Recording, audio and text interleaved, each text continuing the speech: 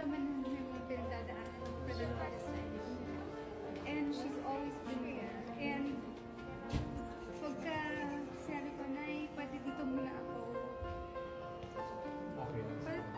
patatahan niya ako.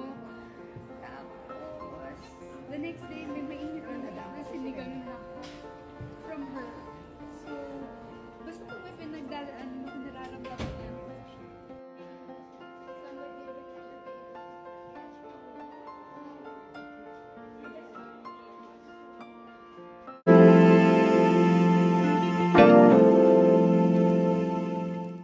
Sa ikalawang araw ng burol ni Nanay Jacqueline Jose ay bumisita muli si Claudine Barreto.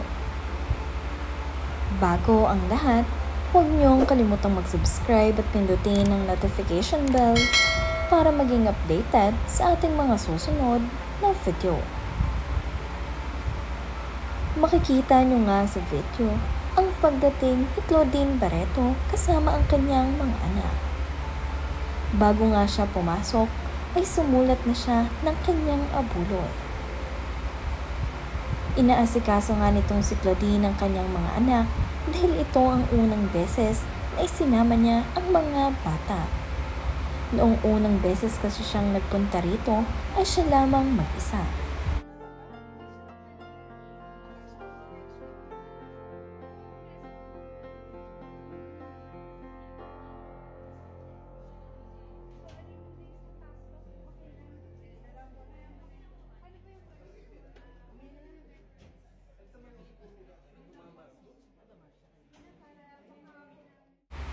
Dumaan nga rin dito sa burol ni Nanay Jacqueline itong si Jody Santamaria kahit siya ay busy na busy.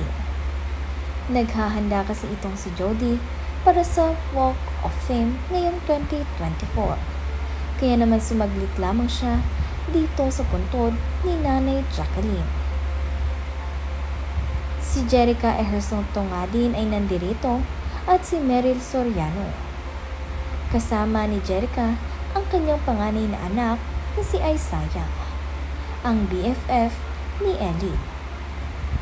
Halos magkaedaran kasi ang magpinsan kaya naman silang dalawa ang close na close. Makikita nyo nga rin sa picture na namumugto ang mga mata nitong si Ate Ellie at namumula ang kanyang mga ilong sa kakaiyak. Isang mahigpit na yakap para sa iyo, Ate Ellie. Lakasan mo lang ang loob mo para kay Mama Andy.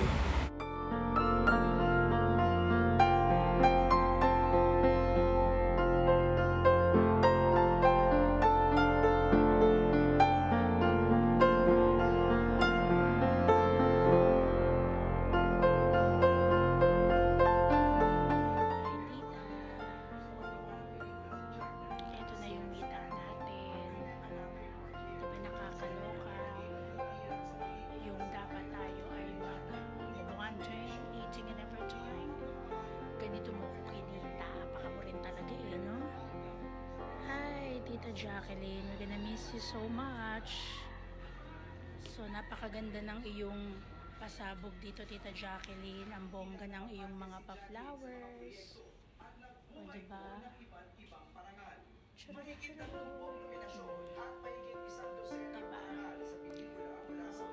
Ganyan. Tapos gusto niya yung ganda-gandahan siya. Ganon.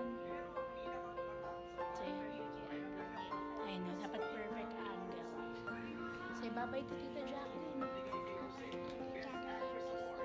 Love you.